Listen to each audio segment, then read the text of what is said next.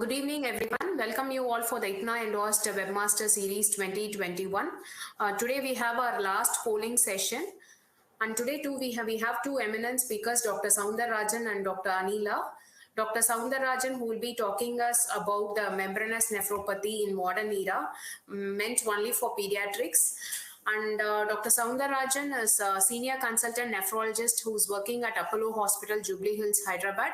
And he has extensive academic performance. He has been a teacher for more than 35 years, and he has served as a head of department of nephrology for more than 25 years.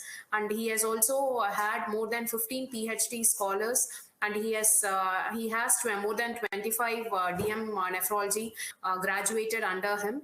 And he had served Ramchandra Medical College and many other medical institutes. He had been a good academic leader, and he is a member of Governing Council of Indian Council of Medical Research, ICMR, and he is also a governing body of PGI Chandigarh. He has received Dr. Dronachari National Award in Nephrology from Avada, Delhi Nephrology Forum. He has also received a Lifetime Achievement Award from Dr. MGR Medical University.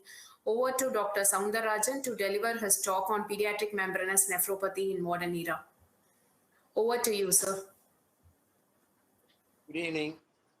My respects to Dr. Namalwar, our senior most nephrologist. My word of appreciation to Dr. Kalivani, the organizing secretary of this program. I know it's how difficult to organize a CME and that too on weekends. What an university must be doing and an individual is doing. I think I should have all compliments for Dr. Kalivani's effort for successfully conducting this pediatric nephrology program regularly. I think it's a wonderful job you are doing. I thank you for your kind introduction and go on to the subject. Subject of the day is pediatric membranous nephropathy in modern era. The subject is very close to you, all of us, because most of the time the knowledge we gain from adult nephrology practice is extrapolated, because nowadays we started as adult nephrologists.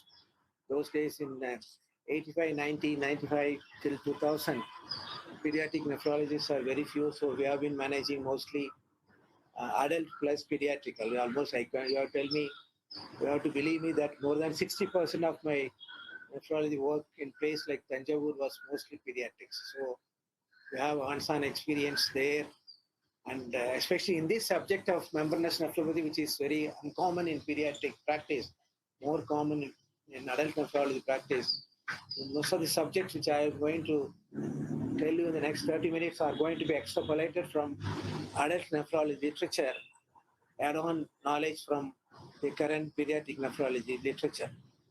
Looking at the basics of membranous nephropathy, as you all are aware, it refers to the spectrum of diseases sharing common histopathological pattern of immune deposits in the subepithelial position, which appears as the ribbon-like appearance in the light microscopy, which is mostly immunoglobulin and complements. Usually, it is classified into primary and secondary on the basis of various clinical and pathological clues. It was in 2009, it was a landmark discovery of antibodies against the M type of plot2R antigen that made a turning point in our understanding of membranous nephropathy. Obviously, it led to a lot of newer diagnostic methods, which was not there before that, and also some tools for monitoring progress of the disease that was possible by the availability of these anti-plot2 antibody studies. Looking at the incidence, as I mentioned earlier, it's about 40% in adult nephrology practice, whereas in pediatric practice in the age group of 13 to 19 years, it is 22%. There is an interesting study from one of the Korean papers says it's little more higher, even to the tune of 40%. But look at the age group of 1 to 12 years, it's hardly about 1 to 5% or 7%. How many of them go into renal failure? Looking at the North American Pediatric Registry and USRDS data, Obviously, the renal failure incidence has been recorded as only 0.5 to 0.6%. So with a simple classification, primary and secondary, which refers to the humoral autoimmune response to the normal podocyte antigen present. It's called primary, and secondary, obviously secondary to various causes like infection, malignancy, and drugs, etc. There's also a subtype of membranous nephropathy which is specified by the underlying antigen. There's a terminology called plot-2R associated membranous nephropathy, where the antigen is identified. There is also a small group, certain subtypes of membranous nephropathy, where may not have the clear distinction of primary and the secondary causes, because there is a blurring of distinction. This is also an understandable classification, which is categorized separately from primary and secondary in addition to the existing classification. So look at the overall spectrum of membranous nephropathy. As you can see on this slide, the almost primary constitutes 70%, secondary only about 30%. Secondary causes. Among the primary causes of membranous nephropathy, it is mostly the plot-2R associated. This forms the bulk of cases. Next, you have the THS4, that's called thrombospondin. These have an associated membranous nephropathy. Then you have the neural tissue associated, NAL associated membranous nephropathy. It's called somosporin associated nephropathy that is there, and there is a small group of exhaustives in 1 and 2. So there is a small group called unspecified group which does not fit into any of these classification, thereby implying otherwise they are classically primary membranous, but they are not able to identify the definite antigen. They do not fit into this classification of secondary. This is called under the uncharacterized group, where is still more chances for identifying some more newer antigens. So beyond this group, there is also an alloimmune type of membranous nephropathy, which is detected in antenatal diagnosis of alloimmune membranous nephropathy caused by anti-NEP antibodies, neuroendopeptidase antibodies. There is a second group of de novo membranous nephropathy in the renal allograft, and there is also associated in membranous nephropathy you get in GVH disease, that's called graft versus host disease in transplantations. So that's about the classification. So while looking at the membranous nephropathy pathogenesis, how actually it happens, the three mechanisms are produced. You have the antigens, you have the antibodies are produced. The first step is the production of autoantibodies against these antigens, podocyte antigens. Step one is the first step is the production of autoantibodies. Second step is the shedding of these podocyte antigens into the glomerular basement membrane, which leads to formation of immune complexes in the subepithelial region and within the glomerular basement membrane, and which is consequently causing proteinuria. So that's how it progresses. The pathogenesis goes through 3 stages of production of antibodies, release of podocyte antigen in the glomerular basement membrane, formation of immune complexes in the subepithelial region and the glomerular basement region, and resulting in proteinuria. That's how the pathogenesis is described. It's quite familiar to all of us. The plot-2AR antigen is 180 K Dalton transmembrane glycoprotein expressed in the human podocyte. It's actually represented as the apical part of the human podocyte. The autoantibodies to plot2 antigen are responsible for primary membranous as much as 80% of patients, which almost reflects 55% of all membranous nephropathy cases which are proven on biopsy. So what is interesting is the availability of antibodies, titers. Antibodies to this is useful as a serological assay for diagnosing this and looking at, to the extent saying it can even obviate kidney biopsy, which I'll be telling in the subsequent slide. Usually both are necessary. There are some select situations where you can go by primary assay in the serum without a biopsy, as mentioned in the subsequent slide, which I'll be telling. So next to that, what I'll be enlightening, the current knowledge today in primary membranous nephropathy is beyond plot2R antigens. What are the other newer antigens which are described? We have the thrombospondin type, domain type containing 7A antibodies. This is an antigen which is described, which is a 250 K Dalton protein expressed in the basal surface of the podocyte. The other plot2R is in the apical surface of the podocyte. It is close to the slit diaphragm and the basal surface. This accounts for 1 to 3% of membranous nephropathy in Western countries. It's also expressed in certain types of malignancy. It's also seen in secondary cases also. Usually these antibodies to THS D7A binds itself to the N-terminal region. This is how it's diagnosed. This gets bind to this, and this is useful for diagnosing as a sec. Other than the usual plot2 antigen antibody, this is also available as a serological test. This is one of the newer knowledge which is available from the current literature, the AJKD March 21. This is beyond plot2 antibodies. This is thrombospondin, domain 7A antigen and the antibodies. See, what has it to do with our Indian patient? How actually our Indian patients behave this type of newer antibodies? There is an interesting study presented by Subramaniam et al. In 2020. This study is a retrospective study for 4 years involving 216 patients, 184 adults and 32 pediatrics, mostly, and 164 are primary and others are secondary. They went through 3 types of tests: the immunofluorescence for plot2R antigen, ELISA for antibodies against PL2R antibodies, and immunohistochemistry for thrombospondin D7A. With this, they were able to conclude the presence of plot2 antigen and thrombospondin antigen related membranous nephropathy prevalence in Indian patients is similar to what is available in the Western literature. No way our patients are different from what is described in the Western literature. We have going on to newer antigens which are implicated in primary membranous nephropathy. Certain antigens are derived from neural tissue. This is what's called NEL, neural epidermal growth factor like antigen. This is an antibody against this. This is identified. It's a 90K Dalton protein, neuroepidermal growth factor. It is more prevalent than anti-TH5 D7A antibodies identified by mass spectrometry. And this is usually associated with, this is an IgG class. This is associated with membranous nephropathy, especially with the malignancies. Neural tissue, this is especially with the membranous, both primary malignancies and metastatic malignancy. This antigen is identified. Suitable antibody is also identified against what is called NEL, neural epidermal growth factor like antigen, which is implicated in the membranous nephropathy as an additional information. This is also described. This is a study which is quoted by Kasa et al. In Kidney International.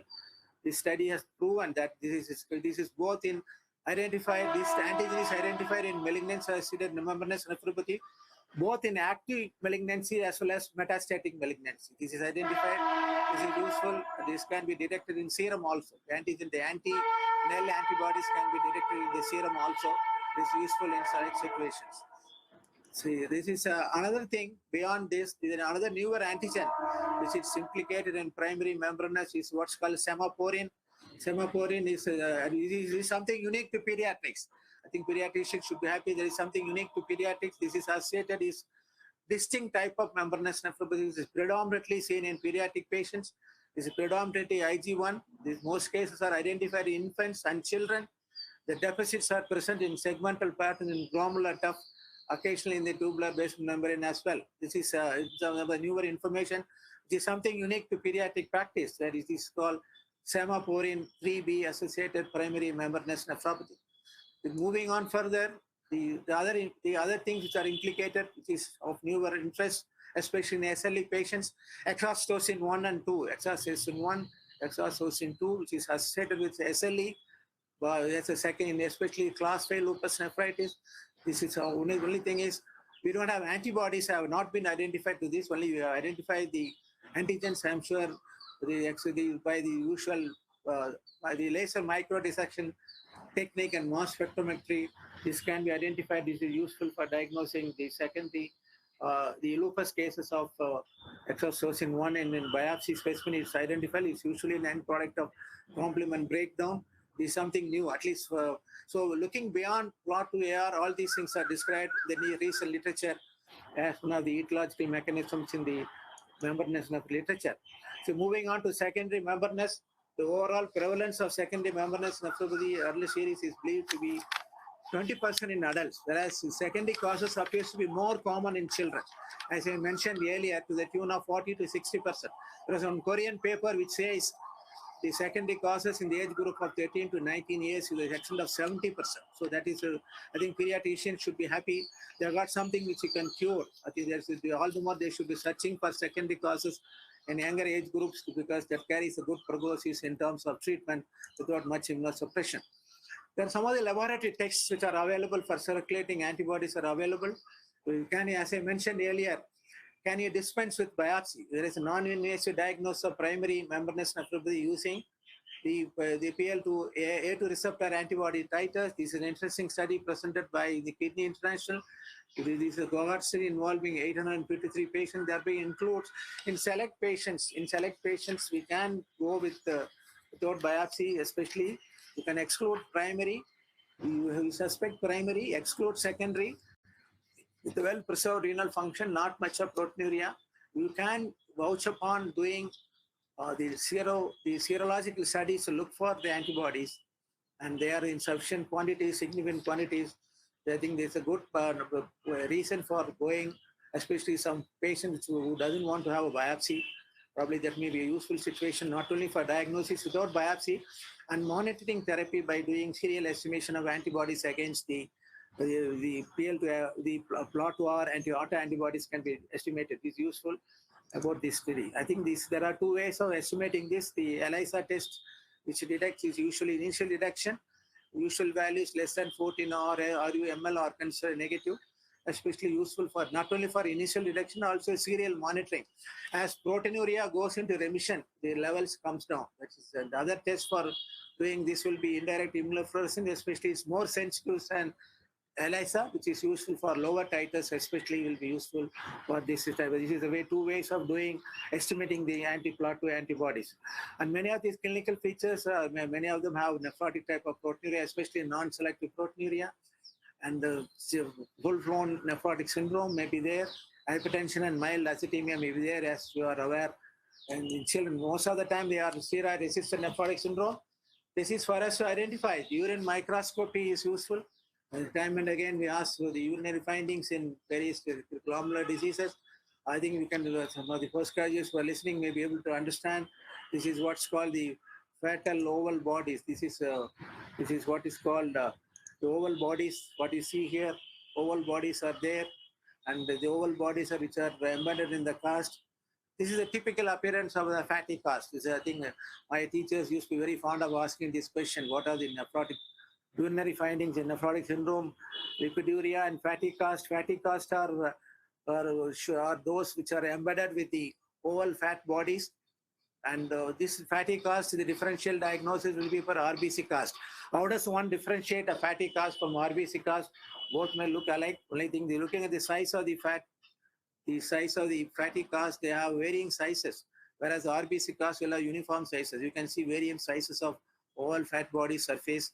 It can also be similar to looking RBC cast, but RBC cast will be, all these shapes will be uniform size. This is about the urinary findings in nephrotic syndrome. I know I am the next subsequent speaker. We have a star nephropathologist of South India. She's there sitting, so I'm not going to steal her time. She will explain you the classical silver stain, which is useful for identifying the so-called ribbon-like appearance, thickened basement membrane, thickening of the basement membrane. You can see the spikes which are identified by the silver stain. You can also, you are lucky, you may see the negatively staining immune complexes are there. Immunofluorescence will show the usual adhesive pattern. I'm sure further speaker will enlighten on all these things. I'll skip on this. So the electron microscopy showing various deposits which are close to the phase podocyte. You can see the deposits. You can see the deposit, the intramembranous deposit. So-called tubular reticular inclusions, very classical in SLE. I'm sure Anila is going to further speak on that. I'll skip on that. Same way, you can quantify the various stages of electron deposits, stage 1, stage 2, stage 4, which she will be enlightening her speech. Is there any genetic link? There is a strong link to HLA locus in chromosome 6 has been identified in certain phenotypes like DR3. Single nucleotide variations have been described, and specific reasons have been identified in the recent literature where you can link the membranous nephropathy to genetic association, as mentioned in one of the recent literature about the genetic association. And this is a very interesting slide to tell you what is called kidney as a sink hypothesis. the natural history of membranous nephropathy, even before the serum levels of the anti-plot to antibodies appear, there is the patients usually develop incidence onset of immune complexes. Some degree of antibodies are produced in the serum, the subclinical phase before the patient develops overt proteinuria. These antibodies are in small quantities. They bind to the antigens, which are in large quantities, so that these antibodies which appear clinically before the patient develops overt proteinuria get easily filtered out, and they are not available for us to detect in the serum. That's why it's called as the kidney as a sink hypothesis. So you can't detect these antibodies, but you do a biopsy, you can see subepithelial deposits. But today we don't do a biopsy because they are all most of the time asymptomatic and not much of protein, not justified. This is what is called the kidney as a sink hypothesis. And time passes when the antibody titers build up. You can see in this pink slide, anti-plot to antibody titers start building up. The levels go up, which corresponds to appearance of proteinuria. The peak levels go with the nephrotic range of proteinuria. Disease progression correlates very well with the degree of proteinuria, and it starts remitting. The antibodies levels starts falling down. It correspondingly correlates with the clinical remission, and there already disappears. At least be aware there is a hypothesis called kidney as a sink hypothesis. This is a new information which I got from the AJKD, the March 2021. It's a very recent information, how it acts like a sink. The longer the proteinuria continues, higher the chances are developing. I think all of us know ongoing proteinuria produces hyperfiltration injury. The more severe the degree of proteinuria, decreased chances of GFR falls down. Whereas you have low or undetectable levels of anti-plot or antibodies in the serum, they have a good prognosis. They have a good chance of remission. I think that's how as I mentioned, monitoring the anti-plot or antibodies also helps us to prognosticate and follow up the cases in our clinical practice. See, this is a usual question. I think as we all ask as examiners from the candidates, how does one differentiate primary from secondary? Primary from secondary, I always tell, look at the light microscopy, use uniform thickening, it's primary, irregular thickening is light microscopy, shows irregular thickening is secondary, and you have underlying mesangial proliferation is a point for suspecting secondary. Look at the immunofluorescence, you have full house pattern, which is secondary. The immunofluorescence shows IG4 predominantly, it is primary. And look at the electron microscopy, the deposits are mostly subepithelial and intramembranous in primary, whereas it's also in, it could be mesangial as well as tubular reticular inclusions. I'm sure Anila will touch upon that. It's an important diagnostic point for suspecting SLE. I think to identify the clinically an offending agent, withdraw them, good remission. Here there is an entity called spontaneous remission occurs in 30 to 40. Even in primary membranous nephropathy, there is a huge group. I want you to note this point. Spontaneous remission occurs in 30 to 40 patients of percent of cases of membranous nephropathy. And it occurs in 60% of patients of minimal change, and from our Cameron studies. So there is a good case for waiting, especially in children with low risk, which I will be telling in the subsequent type. Waiting for spontaneous remission with symptomatic measure is not a bad idea. That's because the trouble of the toxicity of immunosuppression can be avoided in children, and the incidence of spontaneous remission to the extent of 30 to 40% is a quite good percentage. It justifies waiting, and especially in lower risk groups, this waiting is justified. So while treating these patients, how actually we predict children less than 9 years with normal blood pressure, they have good prognosis. Especially you do biopsy, advanced lesions are there compared to 3, 4, you have bad prognosis. Moving on further, the other things about the treatment, I think I'll be spending briefly on the treatment part of it. So I'll skip through the usual treatment modality which all of us are familiar. I'll touch upon only fewer newer things in various studies which are come up in the recent literature, especially rituximab, and some of the protocols which are of relevance to us. So I'll be running through the routine treatment protocols which are familiar to us. I'll be touching only upon the brief newer ideas which are common in the treatment protocol in the very recent literature. While treating patients of membranous nephropathy, we categorize patients into low risk group, high risk group, and we have very high risk group based on the degree of proteinuria and the degree of serum albumin. So if we have high risk group, we immediately start them on immunosuppression, and very high risk also choose them on immunosuppression. Where a low risk group, we always give them the benefit of waiting by giving symptomatic treatment. This is justified. Somebody has got a proteinuria, non-nephrotic proteinuria, well-maintained serum albumin, normal blood pressure, normal EGFR. There is a justification for waiting, because the spontaneous remission in nephrotic syndrome with low risk group to the tune of 30 to 40%. So other patients, we start them on appropriate immunosuppression, which I'll be touching upon in the subsequent slides. The usual proposed algorithm for managing primary nephropathy is usually give them supportive therapy, especially in low risk group, and serially we do the usual ARBs, diuretics, etc. And we do the serum monitoring as well as biopsy monitoring. You have patients where a serum is positive, biopsy is negative.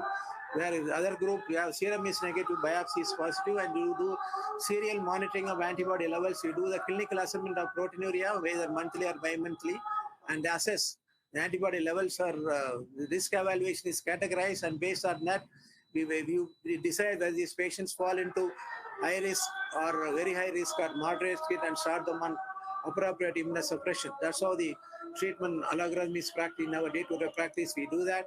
It's looking through the conventional regime, quite familiar to all of us. The usual modified Ponticelli regime is gone. I think what we are practicing today is modified Ponticelli regime.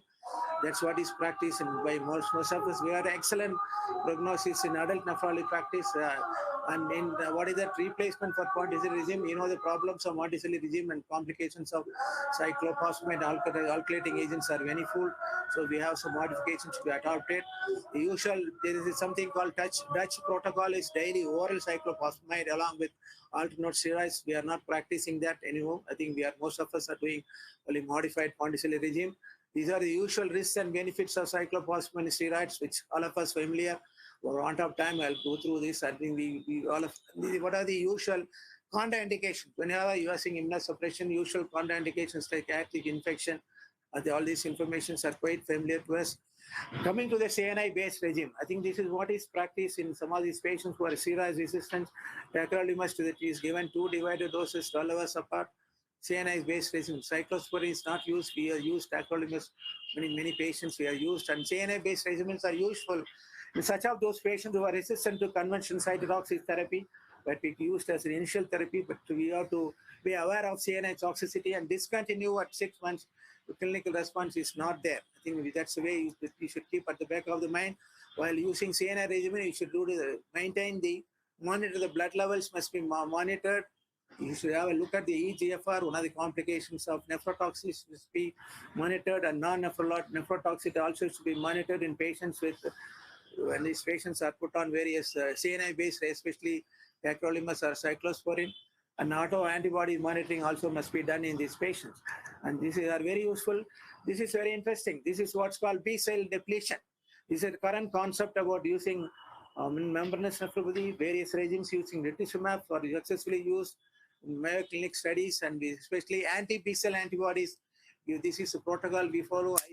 I give for 2 days, followed by repeat courses of 6 months. Rituximab is useful as a B-cell depletion therapy. And this is an interesting study which is reported by the Dahan et al. In American Society of Nephrology, which is conferred a multicentric study randomization comparing rituximab along with non-immunosuppressive antiproteinuric treatment. Comparing severe membranous nephropathy, it is called Glomerulopathy trial, which concludes saying that which tells us the positive effect of rituximab in proteinuria remission occurs after 6 months, which is the various parameters, primary outcomes, secondary outcomes are analyzed, and it proves the superiority of giving rituximab over the combination therapy or other non-invasive. Severe cases, obviously, the case for trying out rituximab in such patients, especially there's another trial called Mentor trial, membranous nephropathy trial of rituximab, which compared it's done in huge number. It is done in 22 sites in North America. It's a very robust study comparing rituximab with cyclosporine. One of the disadvantages of cyclosporine or tacrolimus is besides the nephrotoxicity, the relapse of this complication. Remission is not sustained. You can compare, see here, rituximab remission is 60%, 60%, relapse is only 17%, whereas cyclosporin tacrolimus remission is only 52%. It's inferior. I think this is what the outcome of membranous nephropathy trial of rituximab. Another few slides. The other trial is comparing Starman trial, which compares cyclical versus sequential. Cyclical versus cyclical versus methylprednisolone cyclophosphamide. When it's compared to head-on to tacrolimus and rituximab, which is concluded, the cyclophosphamide, the combined treatment with steroid cyclophosphamide induced remission is greater than patients who are treated sequentially. This is called Starman trial, which you can see for yourself. It's got a good remission rate of 84%, 92%. Relapse is only 3%, whereas the other one, sequential relapse, is 12%. So this is superior. Cyclical therapy is superior than the sequential therapy. The other trial which has come, some of the newer, more limited adverse effect. This is especially preferred in pediatric patients, especially we are unfortunate patients whom we see as coming with CKD and immunologically active. This is a very difficult situation to decide. We do a biopsy, you have CKD changes, but immunologically they are active. So this is a choice of treating them will be with rituximab. This is the ideal situation to use it. And the other second generation anti-C3 CD20 agents are also useful. The ofatumumab, which is useful in select cases, especially rituximab resistant cases, this is useful. Some newer second generation AD anti-CD24 agents are useful. So also melicizumab is also useful. This is a very interesting study which has come in Kidney International March 21 about the use of watizumab in membranous nephropathy. It is especially useful in resistant cases of membranous nephropathy, which is a proteasome inhibitor, which is useful in select cases where conventional treatment is fails. This is a very interesting study which has come very recently, the use of watizumab. So what is that which is going to come in the years to come? In the years to come, it's a fertile area for research. There is a small group of, still there is a unidentified antigens in primary. There may be some groups which does not fit into primary and secondary. So among the therapeutic point of view, rituximab and modified versions of newer analogs of monoclonal antibodies are also available. And the research is going on, looking for anti-CD34 antibodies and complement blockade, which is going on in the laboratory. I think in the years to come, we may come up with some newer therapeutic tools on these lines, which are in the pipeline. I think with that I conclude. It's an interesting topic, which I'll be happy to answer some questions. I thank Dr. Kalevani for that. Thank you. Thank you so much, sir, for extensively covering on pediatric membranous nephropathy in modern era. You have brought out all the modern immunosuppressions which is available and currently used in pediatrics as well. Thank you so much, sir. It was an excellent talk. Namalva sir has also joined. Namalva sir, do you have any comments to add? Namalva sir?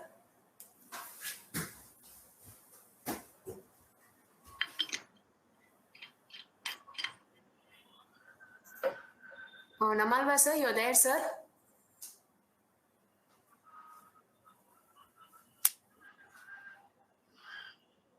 I think we'll move ahead with the next speaker, sir. We'll take up the questions at the end of the session.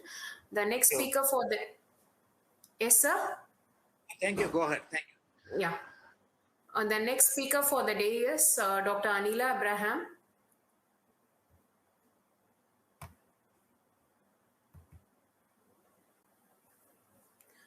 Dr. Anila Abraham Kurien, she is a Director of Renopathology, Center for Renal and Urological Pathology Private Limited at Chennai.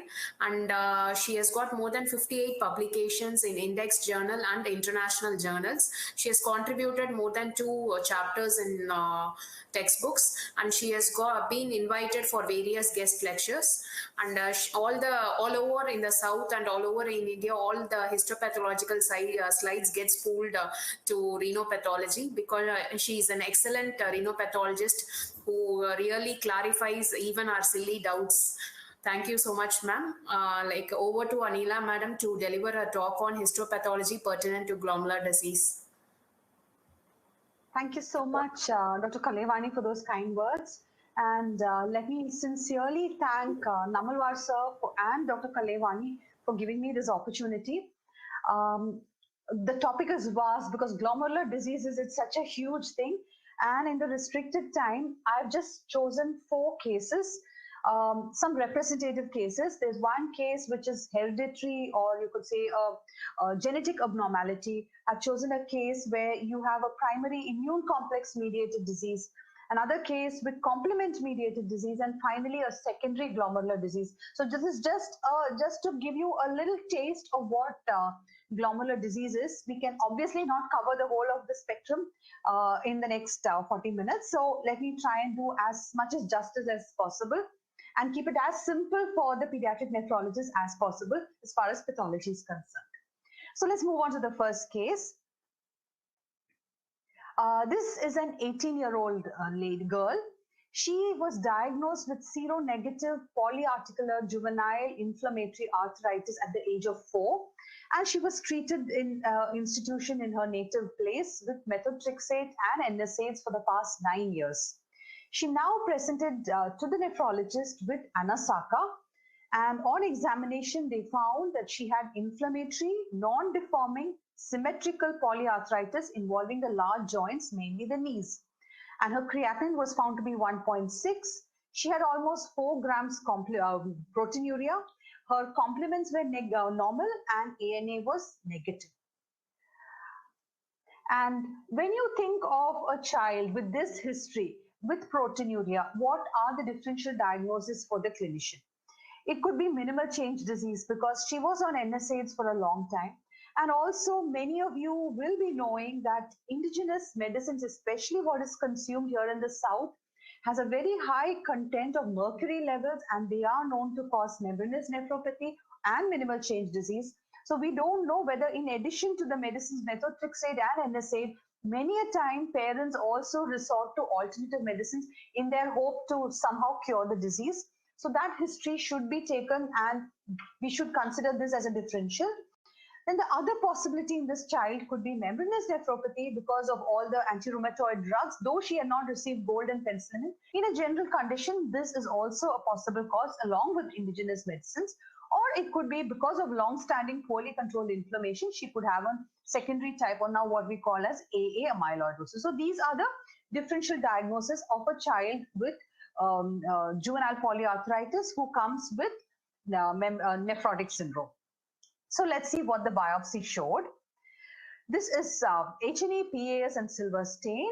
You can see that you don't recognize the glomerulars. I've just focused on the glomerular. This looks very abnormal because you're seeing some cells here, but most of the area has this nodular expansion of a material which is amorphous. That means it has no character, no cells, nothing acellular, and it's pale pink on H&E stain.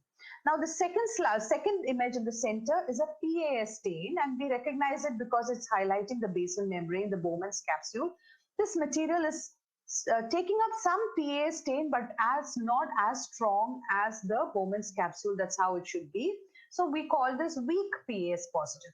And the third picture is of silver stain, and silver has to, if something is silver positive, it has to look black, like the Bowman's capsule. But this material that is deposited in the glomerulus is completely silver negative. It has not taken any black color at all. Whatever black you're seeing is the nuclei of the mesangial and endocapillary cells. But this material is not taking up. So it's a material that's weakly PAS positive and silver negative. So when we have that, our first diagnosis in the mind with some similar material is amyloid. And how do you confirm that it is amyloid? We have to do a Congo Red Stain. And this is a Congo Red Stain, as we see under the white light.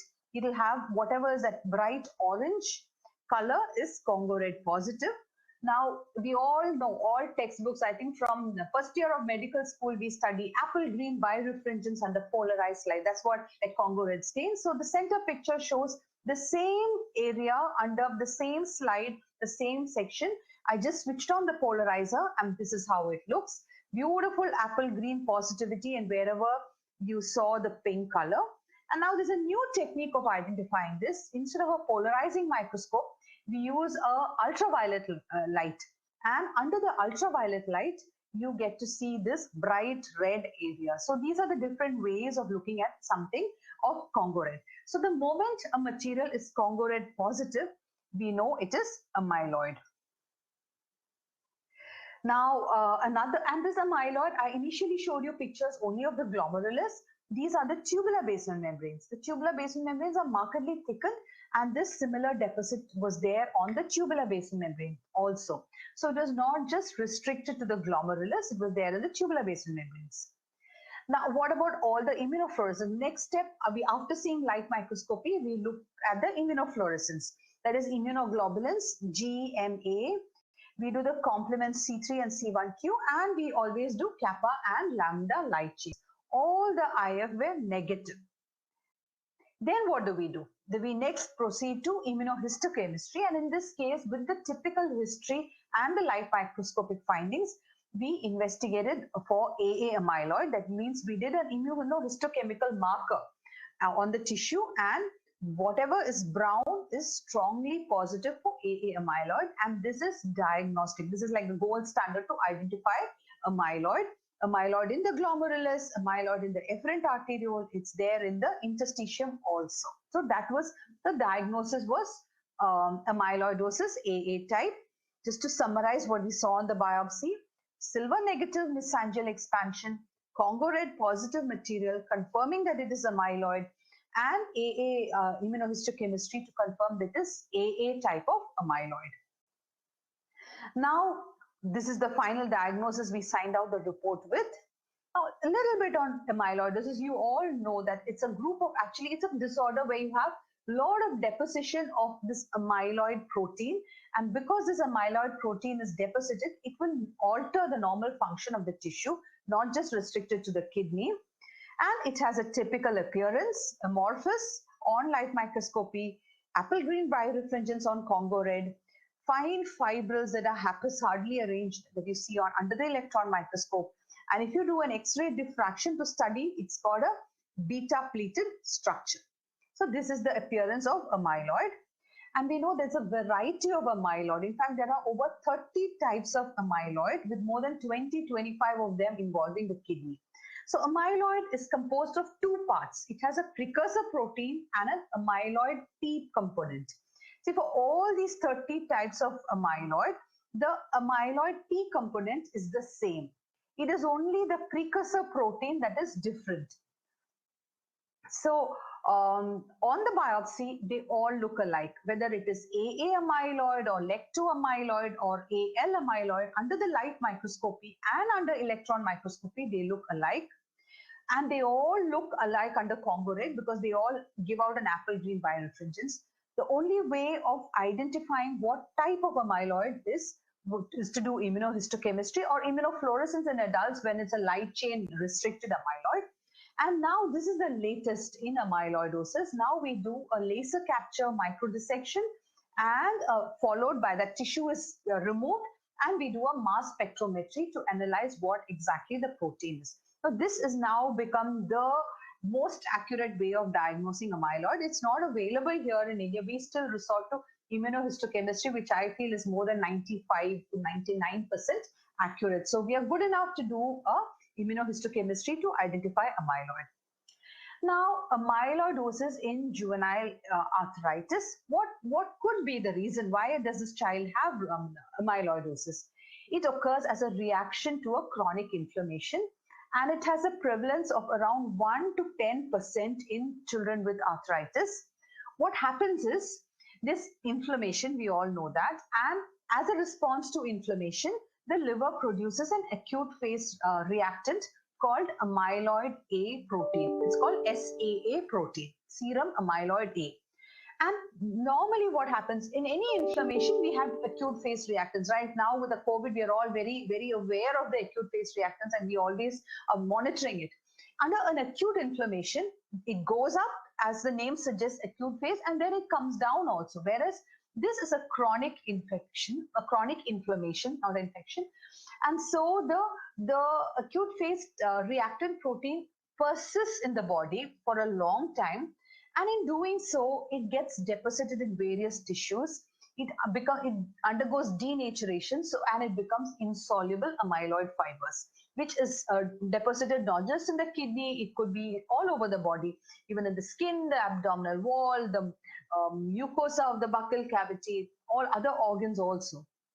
But the kidney is the most affected organ in AA amyloidosis, and it causes proteinuria or frank nephrotic syndrome, and it leads to renal impairment. If left uncontrolled and untreated, it is a cause for end-stage renal disease. So that was about a secondary involvement of the kidney of a glomerular disease. Now, coming to the second case, this is a 16-year-old boy with progressive worsening cough and exertional dyspnea for 2 to 3 days. And he also developed edema and oliguria for the past 2 days. This child had complained of burning sensation in his hands and feet off and on, and also weakness for the past 2 years, which was not really, taken very seriously, and he was sort of symptomatically managed. There was no other significant family history or any other relevant history. On examination, he was undernourished. He had pallor, anasarca. His blood pressure was elevated. He had signs of fluid overload, but his neurological examination was normal. He was anemic. Total count was elevated. His platelet was 2.8. He had 2+ proteinuria with no active sediments. His serum creatinine was 9.3.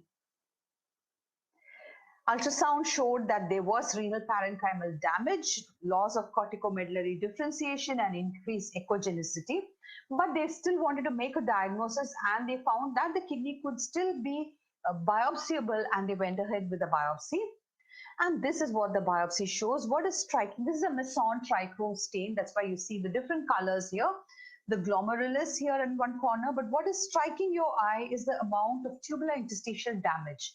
Normally, the tubules, this small area is relatively normal, where the tubules are arranged back to back. There's hardly any intervening stroma. But what you see here is complete damage of the tubular interstitium. There are no tubules here. There's tubular atrophy, and there's interstitial fibrosis, more of fibrous tissue being laid down, and these black dots are all the inflammatory infiltrates. So there's a lot of tubular interstitial damage. At this magnification, we really cannot appreciate what is happening in the glomerulus. On taking a closer view at the glomerulus, these are the capillary loops here that you see. The black cells are the mesangial cells, and what is outside, if you are able to appreciate, are cells which have a very foamy or a bubbly cytoplasm. And these cells, by its location, we know they are outside the capillary tuft. So these are all podocytes. So the podocytes, normally it's very difficult to see them. You have to really search in some area, and then you'll see just one nucleus of a podocyte. But in this particular one, the podocytes are striking. Okay, you see them everywhere as very foamy cells which are very enlarged. And what is on the left is of the boys, and on the right is what I have put as control so that you can compare with normal. The right side is normal. This is how it should look on a silver stain. We don't see any. This is a podocyte. That's it. And this is another one. And probably this. 3 or 4 podocytes in this entire area. Whereas on the left, you see so many podocytes, and all of them very, very vacuolated and enlarged. And this is very, very suggestive of a disease. We'll come to that. After light microscopy, we always do immunofluorescence, and it was negative for all the immunoglobulins, complement, and light chain. And with that typical light microscopy, we went ahead with an electron microscopy. Now, this is a semi-thin. Before we put under the electron microscope, we take the sections and look under the regular light microscope, and it's stained with toluidine blue stain. The glomerulus is here. There's some amount of fibrosis around, but what is catching your eye are again these podocytes. These podocytes which appeared vacuolated, now you can start seeing something within them. There are some dark blue granules within the podocytes. Now the same glomerulus we put under the EM, and this is what we're seeing. Rounded structures in the podocytes. The rest of the glomerulus, at least at this power, appears normal. A closer view of the podocytes to show this is like a spotter. The moment you see, these are called either myelin bodies or zebra bodies, and they give us a diagnosis of Fabry's disease. These are myeloid bodies, a closer view again of that. So this is the biopsy findings, podocyte hyperplasia and myelin bodies, and we diagnosed this boy as having Fabry's disease. Though we know that you need, for an absolute definite diagnosis, genetic study is required to identify, or enzyme study is required to identify Fabry's disease. Light and IF and EM will give you a strong clue, but you cannot take it as 100%. Why? Because I'll tell you that later. Now, 2 lines about Fabry's disease. You know, it's an X-linked recessive lysosomal storage disease where there's abnormal glycosphingolipid that's being stored in the body. This is very difficult to pronounce, so I think I'll call it GB3. So this material gets accumulated in all the cells, in the, not just in the kidney, in the cardiomyocytes and also in the neurons. And this, because of the high lipid content, it appears very vacuolated because the lipid gets washed off during processing, and only the empty spaces that was occupied by the lipid are seen under the biopsy. So this is the incidence, and the diagnosis may be difficult, especially in the absence of a family history. This boy, there was no significant family history, and his symptoms were very non-specific. So there's a whole spectrum. I needn't teach a pediatric nephrologist about this because you are so aware of this. You need to know that many a time they develop renal dysfunction. It can start from the age of 15 years. And by the time they have 40 years, most of them develop renal dysfunction. You should start suspecting early if the patient starts showing proteinuria. That's the earliest sign of renal involvement. And what happens? There's this deposition of these material within the podocytes, endothelium and tubular epithelium, causing cell damage. And because there's cell damage, there's ischemia, there is segmental sclerosis of the glomerulus, and there's tubular damage, which will undergo tubular atrophy and interstitial fibrosis. So that's how the disease progresses. All these cells show GB3 inclusions. Other areas, there's no other specific, like in amyloid, we saw Congo Red positivity and very specific things to diagnose it. In Fabry's, we don't have anything else other than seeing these myeloid bodies and these vacuolated cells everywhere. But as I told you earlier, just because you see myeloid bodies, it need not be Fabry's. For us, the most common cause of seeing those myeloid or zebra bodies is chloroquine. Chloroquine toxicity. For any disease, if chloroquine is taken for a long time, chloroquine is known to cause that. So we should first rule out whether the child or the person has consumed chloroquine, and then only think of the possibility of this being Fabry's. However, genetic analysis is the gold standard for diagnosis. Early diagnosis is important because we have enzyme preparations that can replace the deficient enzyme and prevent progression of the disease. So that was 2 cases. Now moving on to the 3rd case. This is of a 2-year-old boy who presented with facial puffiness, abdominal distension and lower limb edema. He had nephrotic range proteinuria. Creatinine was 0.19. His urine protein creatinine ratio was 4.9. The rest of the investigation was normal. They did a renal biopsy. This is just a low power to show you that everything looks normal, at least here. The tubular interstitium tubules are all back to back. You don't see any inflammation. You don't see any fibrosis. There's a small area of cells here, but you ignore them because it is near a blood vessel and we commonly see that. But at this power, everything looks normal. We go to a closer magnification on the PAS stain slide. Here too, it doesn't look abnormal. There's no segment. What do you expect in a child with nephrotic syndrome? It could be minimal change disease, or it could be FSGS. These are the most common causes, or it could be one of the not so common causes of nephrotic syndrome in the child. But here, it still could be minimal change disease. It still could be FSGS. We are not seeing any abnormality. Now, when we move to the silver stain, what do you see? These are spikes. They are not normal. Like Soundararajan sir already mentioned, had a very elaborate discussion on the spikes, and he told me, he said that Anila will discuss further. So I was lucky to have a case. So these are spikes. What you see, the fine hairy material there, and the pinhole lesions where or the mottled appearance that's characteristically described in this particular condition. And again, it's not there everywhere. These areas don't show spikes. So it's like a segmental involvement forming spikes that if you had paid attention to Sir's talk, you know the diagnosis already, because it's exactly like what Sir had already described in this particular case. We did an immunofluorescence and IgG was showing intense granular positivity along with kappa and lambda. The rest of it were negative.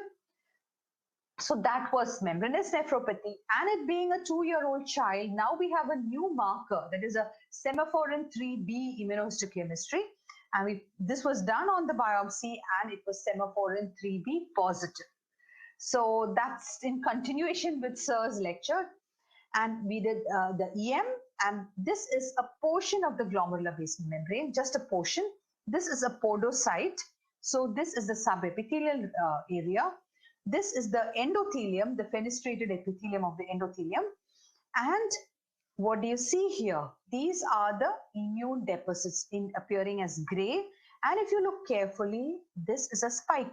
You have the glomerular basement membrane growing between the deposits. So this is a deposit and this is a deposit, and the glomerular basement membrane is extending. So when you look under the microscope, only this area, only the GBM is getting stained, and they appear as spikes. So these are the spikes that are formed characteristically in a case of membranous nephropathy. To summarize the biopsy findings, segmental spikes, intense G positivity, semaphorin 3b positive by IHC, and spikes on the GBM with subepithelial electron dense deposits. So the diagnosis is a semaphorin 3b associated membranous nephropathy. So this is a membranous nephropathy exclusively for the pediatric population. Now, when you think of membranous nephropathy, as Sir said, it's usually secondary to hepatitis or SLE or neuroblastoma or even sickle cell anemia. These are the described conditions. Semaphorin B is a very recent addition to now the extended list that we have to do. We have to do PLA2R, THSD7A, NEL1, and now we have semaphorin B also. And what is it actually? It is a transmembrane protein, and they have a lot of them. They have found, as of now, they have found that it's semaphorin 3, and the receptors are seen in endothelial cells, podocytes, and tubular epithelial cells.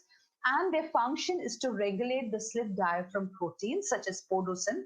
So when there are antibodies against this, there is disruption of your filtration membrane and you get proteinuria. So a bit about semaphorin 3b associated.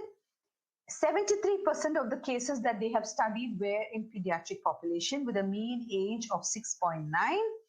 Nearly half of them were in children under 2 years. And it accounts for around 15% of all the membranous nephropathy. They've seen that there's a slight male dominance with a ratio of 6:3.7. So that was about semaphorin. Now coming to the very last case.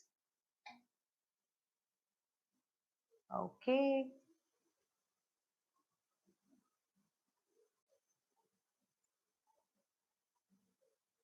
Yes. The final case for today is a 14-year-old boy with worsening facial puffiness and pedal edema for 1 week and dark colored urine for 2 days. He gives a history of fever with sore throat 3 weeks ago. He had no other relevant past history. This was his investigation. He had 3+ proteinuria, creatinine was 2.2, C3 was low, and C4 was normal. So the history is like that of a post-infectious glomerulonephritis, right? Sore throat 3 weeks back, and he presented with all this. What does a light microscopy show? 2 glomeruli here at this field, they don't show much of abnormality, probably a mild increase in cellularity. I can't see much more than that. The tubular interstitial compartment is absolutely all right. I don't see any blood vessels in this field. A closer view of a PA stain. These are 2 separate glomeruli in 2 separate areas. This is showing, we were initially like my diagnosis, what I said is infection related or post-infectious glomerulonephritis, which is typically an endocapillary proliferative glomerulonephritis. We don't see any endocapillary proliferation. All that we see is some mesangial proliferation. Why do we say mesangial? That is because whatever blue cells increase in number we're seeing, they're all sitting on the mesangium, that is on the pink region. Had it been endocapillary proliferation, you would have had to see the cells within the capillary lumen, and you would not have been able to see empty spaces in the lumen. The whole glomerulus would have sort of become solidified and much more cellular in an endocapillary proliferative glomerulonephritis. So this is a mesangial proliferative glomerulonephritis. So could it be IgA nephropathy when you have mesangial proliferative GN? Okay, let's have a look. So what does the silver stain show? Silver has taken up beautiful stain on the Bowman's capsule, but the silver has not taken up stain on the basement membranes. That's a very strong clue to a disease, except for some areas where you have a fine black line. None of this has taken up a silver stain. So is it a myeloid? Unlikely, because it's not PA is negative. What could it be? We did an IF. C3 was intensely positive. Wherever the silver was negative, we have this intense ribbon-like positivity for C3 and some mesangial granular positivity. The rest of it, immunoglobulins, light chains, and C1q were negative.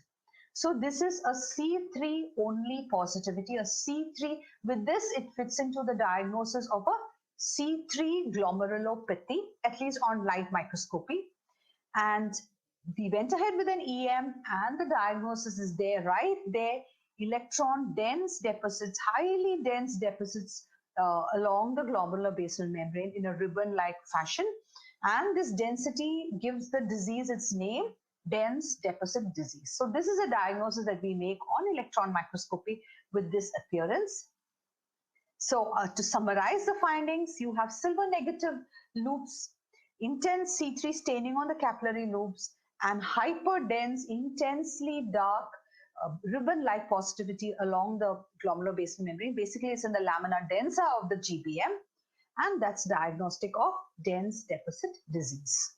So what is dense deposit disease? Now we know in 2013, there was a major change in the MPGN, what was initially called MPGN 1, 2, 3. The whole concept of that got completely changed. And dense deposit disease used to be called MPGN type 2, that was completely removed. Now we do not call anything as MPGN type 2. Whatever was MPGN type 1 and 3, many of them have now become MPGN immune complex mediated disease, and many have become C3 glomerulopathy. Now C3 glomerulopathy is a group of kidney diseases due to dysregulation of the alternative pathway of the complement, and it's characterized by deposition of C3 in the glomerulus, and you see them as electron dense deposits under the electron microscopy.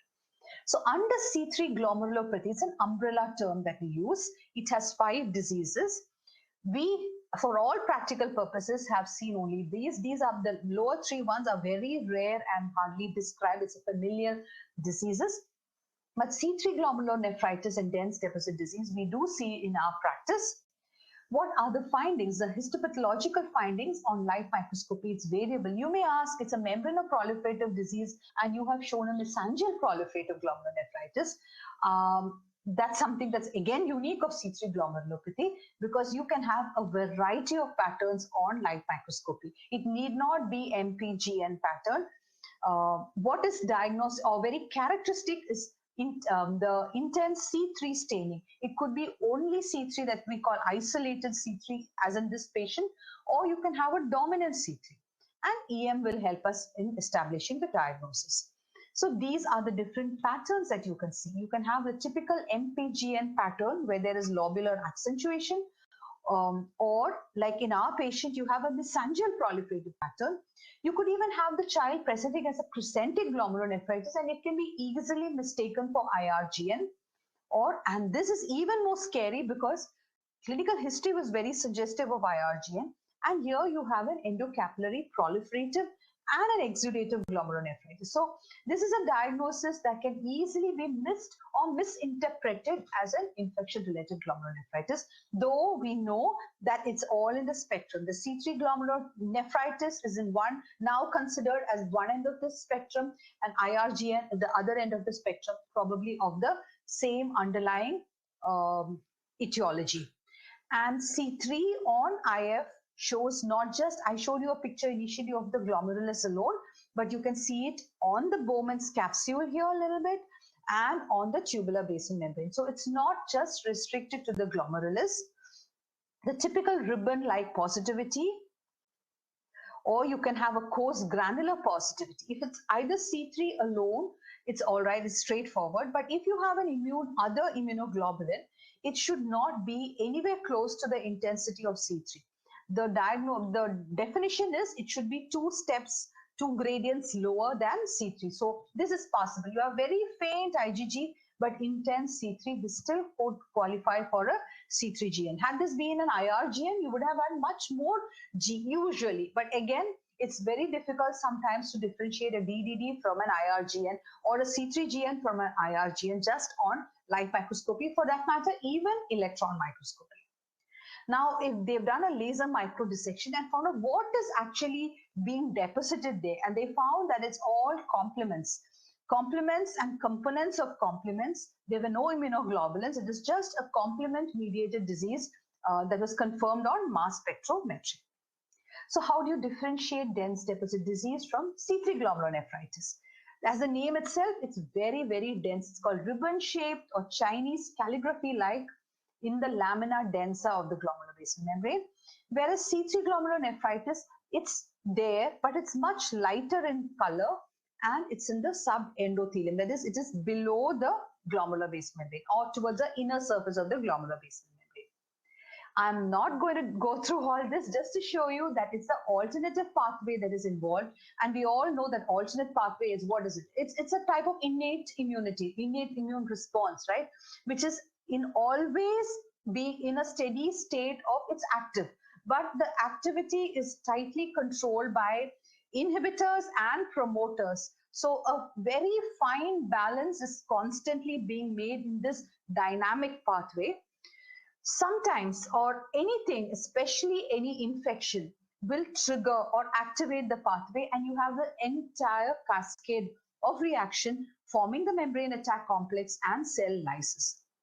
Sometimes it may not be an infection, it could be certain antibodies, and these antibodies either could trigger the activation or the activating factors, or it could inhibit or stabilize the inhibitory factors. So it could be a variety of reasons, variety of antibodies against all of these factors, or it could be some genetic abnormality to one of the factors. So this itself could take around 20 minutes to explain, so I'm not going into it, and I'm sure you all know it. And now that we know where the pathway is, we know where to target our therapy also. So that's the best part of knowing the pathogenesis, is to know how to treat the patient also.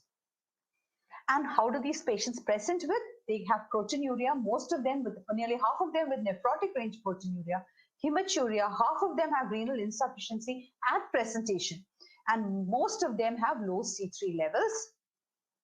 This is a very peculiar disease in that it has some extrarenal manifestations. Drusen.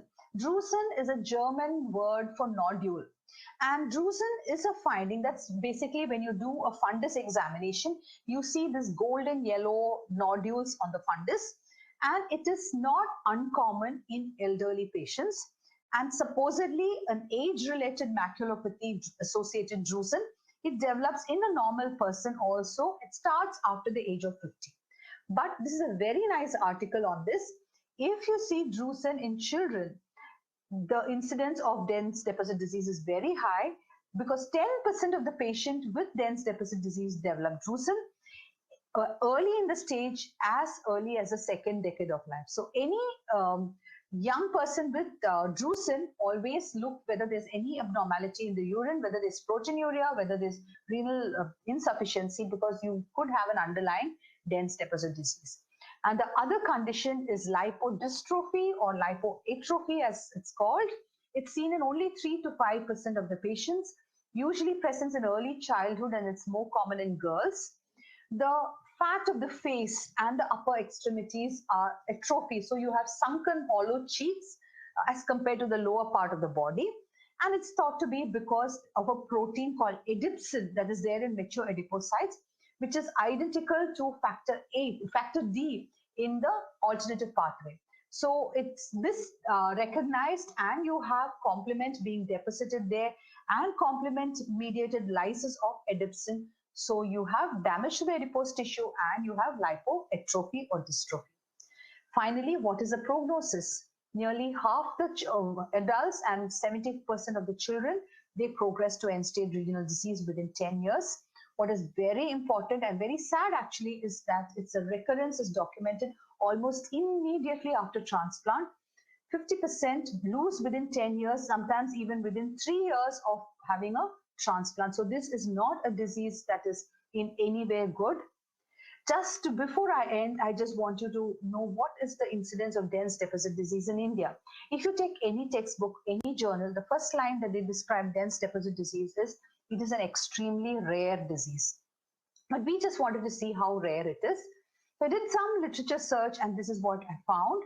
This is an article from PGI Chandigarh where they did a study on C3 glomerulopathy, and among them they had 13 cases of dense deposit disease, which accounted for 0.3% of their native kidney biopsies.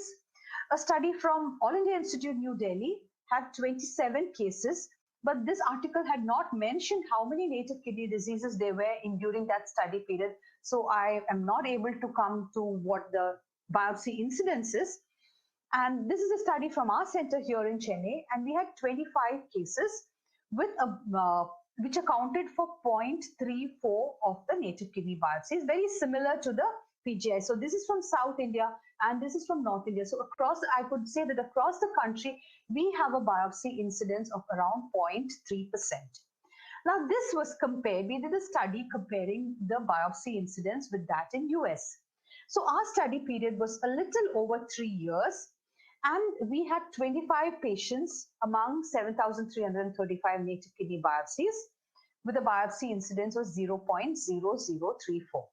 During the same study period of 3 years and 3 months, Arkana Laboratories, which is a huge lab in the US which caters to biopsies from across North America, they had only 10 cases. Among 26,319 native kidney disease biopsies that they did during that time, so their biopsy incidence was 10 extra after the decimal as compared to ours. So that makes the incidence of around 8.9, 10%, 10 times more common in our South Indian population, and for that matter in PGI also, North Indian population also, when compared to the US population. So ours is 10 times more common on dense deposit disease in our population. Now, what could be contributing to that? It could be potential genetic factors. We South Asians could be having some genetic abnormalities that we still have not found out. Environmental conditions, we have a wide extremes of environmental conditions. Something in the environment could be triggering, but most likely could be some chronic subclinical infection. As I already said, it's part of the innate immunity where it's active, but it's finely controlled in a tight balance of between the regulatory and the inhibitory things. Any infection triggers activation. So if you have a chronic subclinical infection, just like we had a myelaidosis, right? You have chronic inflammation. At one particular point, the body loses its ability to contain it, or the balance tips. So the same way, something is happening to the complement pathway. At one particular point, it gets activated, and that activated is uncontrolled, or what they say dysregulated, and we have complement being deposited, and we have dense deposit disease being formed. That's it. Thank you so much.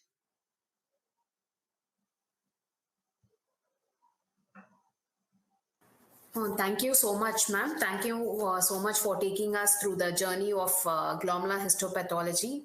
You even taught us a lot of nephrology too, teaching the pathogenesis of a lot of diseases. Thank you so much. It was an excellent talk. Next, we'll move on to the polling session. I request the faculties to kindly hold on for 10 minutes. We'll have the polling session for the participants that would consume 10 minutes. Anila ma'am, is it okay? Soundararajan sir? No problem. Yeah, absolutely fine. No problem. Yeah, towards the end, we'll take the question and answer session. I request all the participants to actually drop their questions in the question and answer session. We'll take it up at the end of the session. So the instruction for the polling session is all participants are requested to enter proper email IDs and contact numbers during the process of registration for the ease of communication.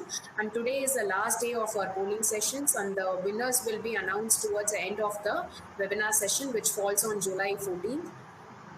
And each polling session will have 20 questions, and out of which we will have 3 star questions. And star questions are taken into consideration only in case of tie. And the cumulative score of all 7 polling sessions will be taken as a final mark for selecting the winners. And all participants are requested to log in on time using a bigger screen for easy viewing. Now we'll move on to the polling session questions.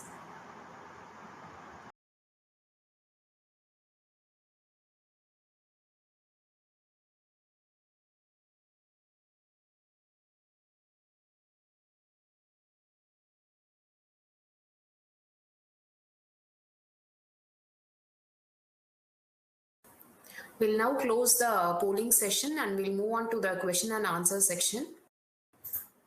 Soundararajan sir, you're there? Anila ma'am, can we take? Yes, I'm here. Yeah. The first question is, does COVID, to Dr. Soundararajan, does COVID-19 virus has influence in pediatric membranous nephropathy? Interesting question. Not to my knowledge. I think theoretically speaking, any virus has got a potential for producing COVID-associated nephropathy. Is mostly the FHGS has been reported, and acute kidney injury has been reported. Theoretically, yes, I think any other little reference. I'm not very able to give you the reference, but theoretically, yes, there are cases of COVID-associated FHGS reported, and kidney injury has been reported. Long-term COVID complications. No one else has, no, we still have time to actually encounter the complications of COVID-19, exactly, being a new virus. Yeah. Okay. Thank you so much, sir. And the next question is treatment of SEMA B membranous in a 5-year-old boy. No secondary etiology found.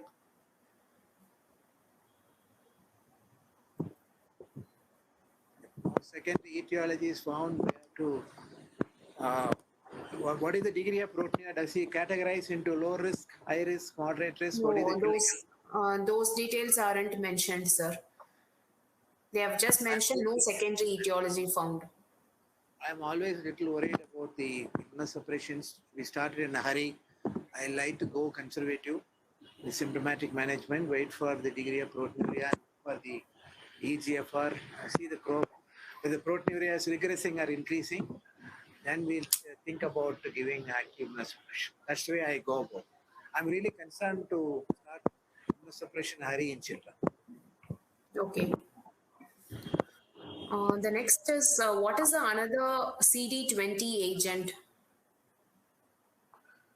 A lot of newer monoclonal antibodies have come, which I mentioned. I think the belimumab, rituximab, etc. All these things are only theoretical interest. I have not used them, but I have used rituximab comfortably. We have used the proteasome inhibitor comfortably. We have used in adult practice. I think newer monoclonal antibodies are only of theoretical interest. We have to wait for further literature support that they are only in the drugs in the pipeline, requiring the further clinical trials to justify their clinical usage. Okay, fine, sir. There is one more question to you, sir. In your personal experience, has rituximab worked in membranous nephropathy in children's? They have asked for advanced CKD, but advanced CKD, I don't think we even immunosuppress the child. Child will go on to. Now, but what is your personal? At least half a dozen cases of membranous nephropathy being treated with rituximab, which was resistant to other immunosuppressive protocols. We have successfully used. And old timers like me and Dr. Malwar have seen even chlorambucil working. I don't think this generation has seen chlorambucil. We have seen that. Rituximab, yes, we have used. Personally, I have used for 4 to 6 cases very successfully, without problem. They had a good remission. Okay. And the next question is to Dr. Anila. What is the indication of biopsy in your case 3, ma'am? Indication of biopsy, which was a case 3, the semaphore nephropathy? Yeah, ma'am. I Yes. think he has also mentioned what was the indication for biopsy in nephrotic syndrome case, 3rd case. Yes, that was for the nephrologist to decide why they biopsy. I don't know what the indication was. Your child has nephrotic syndrome and they've sent it to me. So probably the nephrologist would be better to answer that. Okay. And the next question is, in many situations, clinical features are suggestive of primary membranous nephropathy and immunostaining in negative for APLA. Will electron microscopy help us to differentiate primary and secondary membranous with deposits in subendothelial and epithelial? If it's, see, when you say secondary membranous, if it is lupus, it is going to help. Lupus is going to help because you can see tubular reticular, you may be able to see tubular reticular inclusions.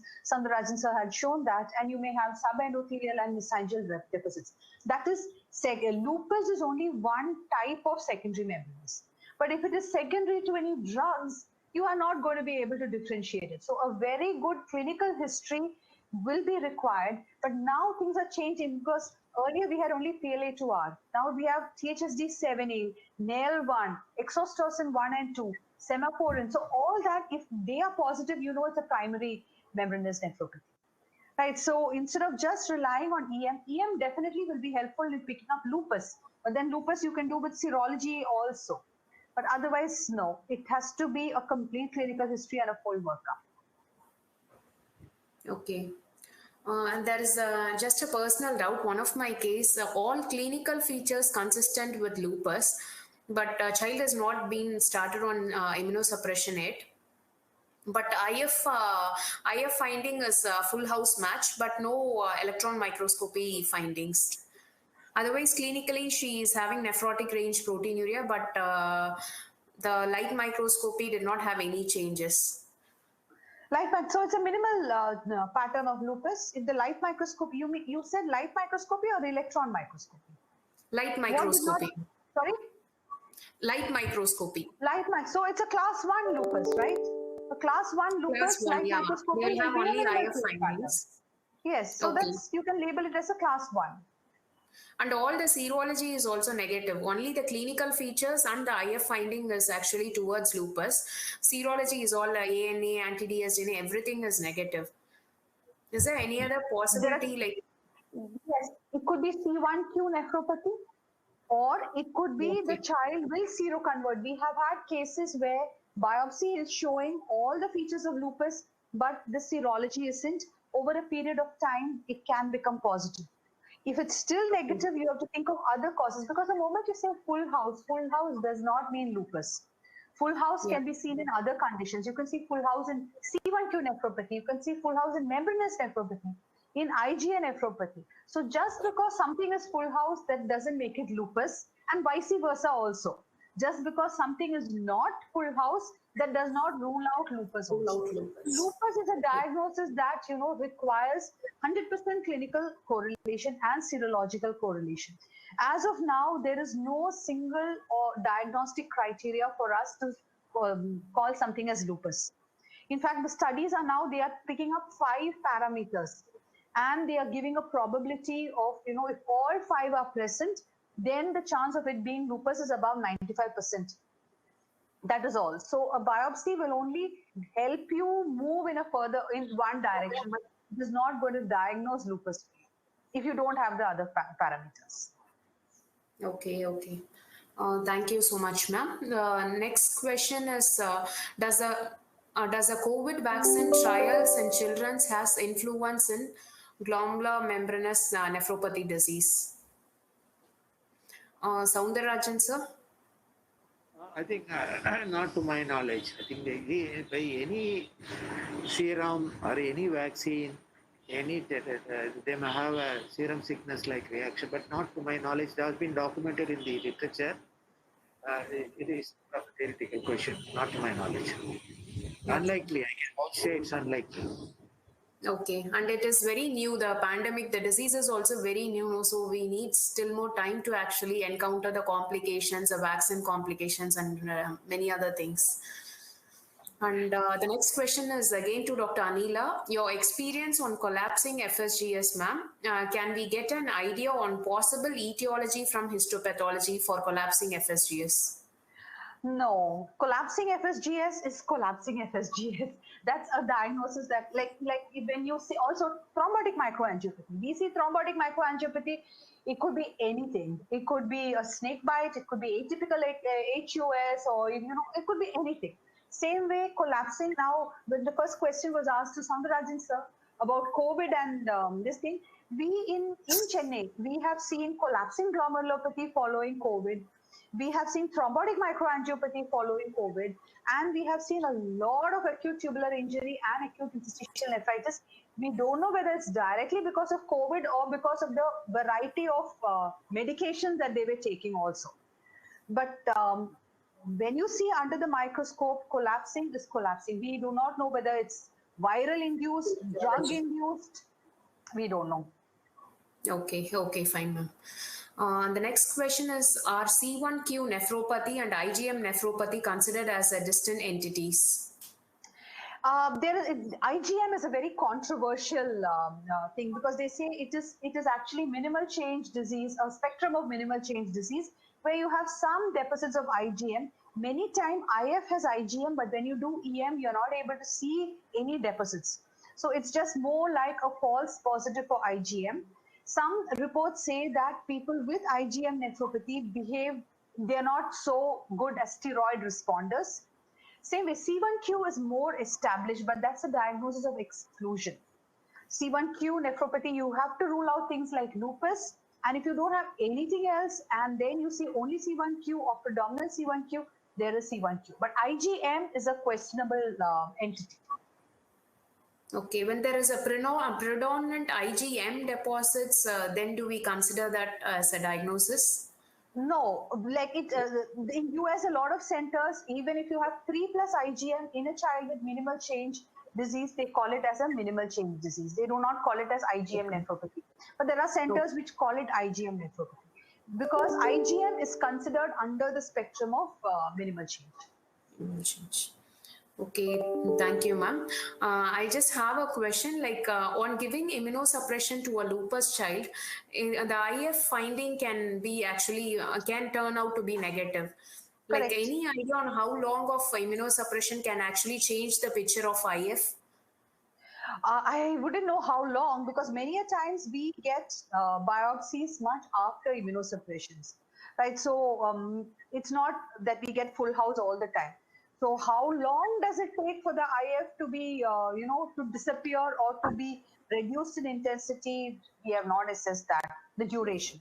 But definitely, yes, you don't get a lot of positivities. G and C3 usually persist, but C1q, N, A, and all really go up. G and C3 are almost always there because they are the most intense ones. Okay, fine. Thank you so much, ma'am. I think we are done with the questions too. We had an excellent discussion on membranous nephropathy and renal histopathology. It was really an excellent session with a lot of knowledge in it. And thanks for spending your weekend for this webinar. Thank you so much, ma'am. Thank you, Soundararajan sir. Thank you so much. Sorry for taking away your weekend. No. Weekend starts. Thank you, Soundararajan sir. It was an excellent session. Thank you so much, ma'am. You're welcome. Welcome. Thank you. Can we wind away this session, sir? Sure. Sir, you're there, no, sir? I have to thank Anila for the excellent presentation. I call her, so far I was calling her superstar pathologist. Today I am going to give her a new title, Megastar. And she has become a There's always excellent. The nephrologists are in the habit of biopsying patients when they have unexplained proteinuria, unexplained persistent significant proteinuria, many times rewarded with the rare diagnosis, and we are gifted. I think with the technology of ultrasound guided biopsy, our complication rate is almost nil. I think we don't hesitate to do biopsy whenever we have persistent, abnormal, persistent proteinuria. I think it gives some diagnostic. That may be the indication for doing a biopsy. Regarding the IgM nephropathy, we consider this as a sera-resistant condition. When pathologists say IgM, we put it under minimal change variant with this thing. The SLE biopsies, I think pathologists are always call them as the Supreme Court for clinicians. You know, when we have, we don't suspect SLE and send it as a routine biopsy. Many times they alert us saying that exclude SLE, right? Give us the clinical details. Now, our registrar doesn't tell nephrotic proteinuria biopsy for HP, then and they'll phone up and ask us what is the details. I think they give us a lot of clues for diagnosing SLE by varying proliferation. They are lucky, called pleomorphic appearances, wire loop lesions, this and that. I think we had an excellent discussion, excellent rewarding reports from pathologists like Anila. I think the South India is very grateful. I think now Pan India is great. Brain. I think she should ensure her brain. There is one last question for Anila, madam, which has popped in just now. Is it okay to take up the question, ma'am? Sure, anytime.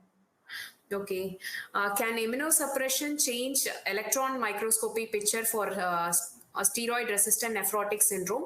That is food process effacement degree. Yes, it does.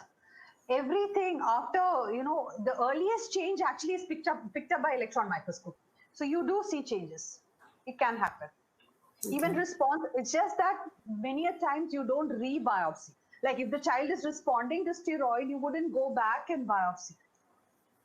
So we really cannot quantify it. Very rarely do we get a second biopsy in a nephrotic syndrome. But definitely yes, and the earliest change is picked up on here. Same way, vice versa. The earliest damage for food process effacement, like if you say FSGS and recurrence of FSGS, light microscopy will take some time for the segmental sclerosis to come. But EM within hours, you can see the food process effacement. So the other way also. Thank you. Thank you so much, ma'am. Madam's knowledge is a combination of nephrologist and histopathologist. Thank you so much. I should run away from here. You're all genetically over generous. Genetically inherited. No, it is her father. True. Very true, sir. Genomic analysis will prove genetic, right? Inheritance, right? Congratulations. Thank you. Thank you so much, sir. Thank you for spending your weekend for this webinar. Thank you, ma'am. Good night, ma'am. Take care. Thank you. Good night.